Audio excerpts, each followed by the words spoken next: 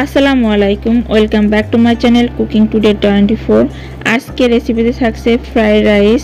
আর এই ঝরঝরে ফ্রাইড রাইসের রেসিপিটা কিন্তু তৈরি করতে খুবই সহজ এবং সময় কিন্তু খুবই অল্প লাগে। তো যারা নতুন রাঁধুনি আছেন, আশা করছি আজকের ফ্রাইড রাইসের রেসিপিটা তাদের অনেক বেশি কাজে আসবে। তো অবশ্যই ভিডিওটি প্রথম থেকে শেষ পর্যন্ত দেখার অনুরোধ রইল। তো এই ফ্রাইড রাইসের সাথে সাথে কিন্তু আমি চিকেন ফ্রাইটাও দিয়ে দিয়েছি। আর এই চিকেন ফ্রাইয়ের রেসিপিটা কিন্তু অলরেডি আমার চ্যানেলে দেওয়া আছে, তো আপনারা চাইলে ওখান থেকে দেখে নিতে পারেন। তো চলুন কিভাবে ফ্রাইড রাইসটা তৈরি করতে হবে সেটা এখন দেখে নেওয়া যাক। তো ফ্রাইড রাইসটা তৈরির জন্য প্রথমে চুলায় একটি প্যানে আমি পর্যাপ্ত পরিমাণে পানি দিয়ে দিয়েছি এবং সেই সাথে দিয়ে দিয়েছি সামান্য একটু লবণ। তো পানিটা যখন ফুটে উঠবে তখন এখানে আমি আগে থেকে 3 কাপ পরিমাণ চিনি গুঁড়ার চাল ভালোভাবে ধুয়ে রেখেছিলাম, সেটাই এখন এই পানিতে অ্যাড করে দিচ্ছি। তো এই চালটা যখন প্রায় 95% মতো সেদ্ধ হয়ে যাবে তখন চুলাটা আমি অফ করে দিব।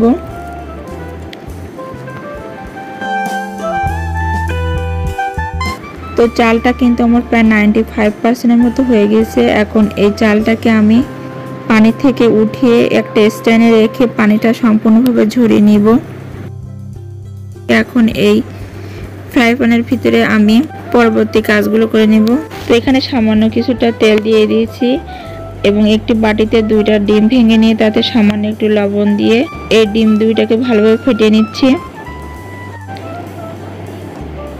এখন প্যানের ভিতরে যে তেলটা আছে সেই তেলটা যখন গরম হয়ে উঠবে ডিম 2টাকে স্ক্র্যাম্বল করে নিব, ফেটিয়ে নিব স্ক্র্যাম্বলের জন্য।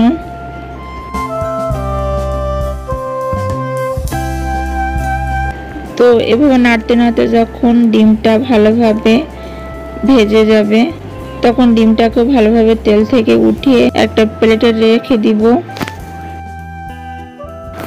এগসগুলো যখন ক্রাম্বল হয়ে যাবে তখন একই প্যানের ভিতরে আমি সামান্য আর একটু তেল দিয়ে দিচ্ছি। তো এই তেলের ভিতরে আমি বরবটি কুচি দিয়ে দিচ্ছি। তো যে ভেজিটেবলগুলো আমি এই ফ্রাইড রাইসের তৈরি ক্ষেত্রে নিব সেগুলো আস্তে আস্তে আমি ভেজে নিচ্ছি। তো যে সবজিগুলো একটু শক্ত থাকবে সেগুলো আগে ভেজে নিব। প্রথমে আমি এখানে বরবটি দিয়ে দিয়েছি।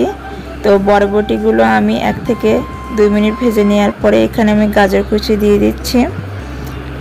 তো গাজর কুচি দেওয়ার পরেও আমি আরও 1-2 মিনিট ভেজে নিব।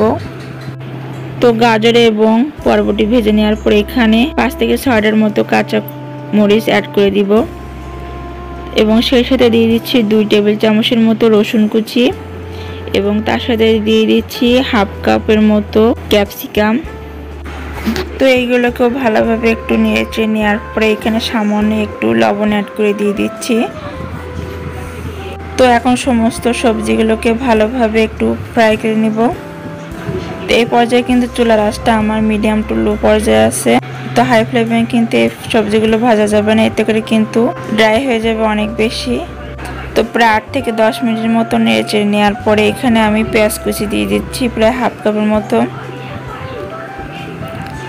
পেঁয়াজ কুচিটা ভালোভাবে নেড়ে মিশিয়ে নিব। তো সবজিগুলো প্রায় কিন্তু আমার ফ্রাই করা শেষ। তো এই লাস্ট পর্যায়ে আমি আগে থেকে যে এগ স্ক্রাম্বলগুলো করে রাখছিলাম সেগুলো এখানে অ্যাড করে দিয়েছি। তো সবগুলো উপকরণ আমি এখানে ভালোভাবে মিশিয়ে নিচ্ছি।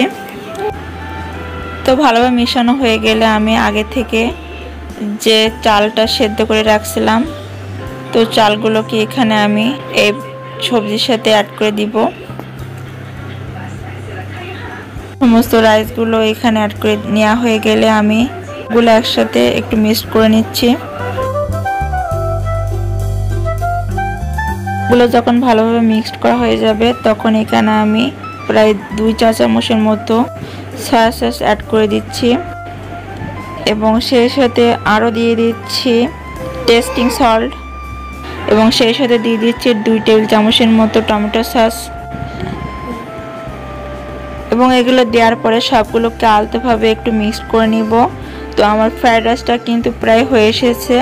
তো আপনারা কিন্তু অবশ্যই এভাবে বাসায় একবার ট্রাই করতে পারেন, আশা করছি আপনাদের অনেক বেশি ভালো লাগবে। তো আজকের ভিডিওটা এখানে শেষ করছি, পরবর্তী ভিডিও দেখার আমন্ত্রণ জানিয়ে বিদায় নিব। সবাই ভালো থাকবেন, সুস্থ থাকবেন। আল্লাহ হাফেজ।